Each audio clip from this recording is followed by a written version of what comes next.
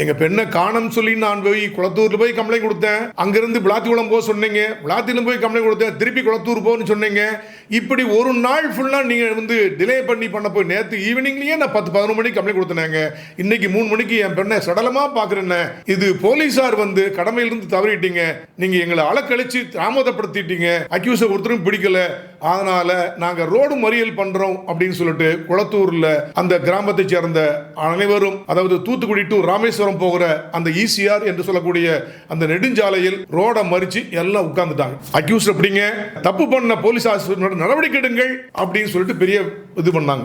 உடனே DIG Tirunelveli Thiru Saravanan IPS இருக்கார். அவர்கிட்ட ரிப்போர்ட் போன உடனே அவரு கடமையிலிருந்து தவறிய குளத்தூர் போலீஸ் ஸ்டேஷனுடைய ஸ்பெஷல் சப் இன்ஸ்பெக்டர் செல்வராஜ் மற்றும் விளாத்திக்குளம் போலீஸ் ஸ்டேஷனில் இருக்கிற இந்த ஆல் உமன் போலீஸ் AWPS உடைய இன்ஸ்பெக்டர் பிரவீனா 2 பேரையும் உடனே பணியிடை நீக்கம் சஸ்பென்ஷன் செய்து உடனே உத்தரவிட்டாருங்க.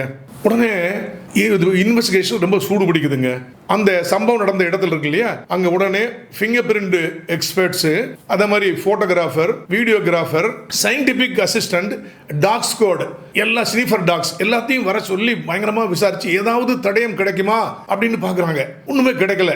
ஏன்னா இந்த பெண்ணுக்கு கழுத்து நெரித்து கொல்லப்பட்டு மாதிரி தடயங்கள் இருக்கு. இங்க ஏகப்பட்ட சிராய்ப்பு காயம் இருக்கு, முகத்திலையும் காயங்கள் இருக்குது, சிராய்ப்பு காயங்கள் இருக்குது. இப்போ சஸ்பெக்டட் மர்டர் அப்படின்னு வந்துருச்சுனால உடனடியாக ஏற்கனவே அந்த Kulathur police station crime number 118/2026 அந்த செக்ஷன் கேர்ள் மிஸ்ஸிங் பதிவு செய்த வழக்கை ஆல்டர் பண்ணி ஒரு சஸ்பீசியஸ் மர்டர் அப்படின்னு ஒரு மாத்தி உடனடியாக அந்த பாடியை போஸ்ட்மார்ட்டம் செய்வதற்காக, உடற்கூறாய்வு செய்வதற்காக தூத்துக்குடி ஜெனரல் ஹாஸ்பிட்டலுக்கு உடனே பாடியை அனுப்புறாங்க.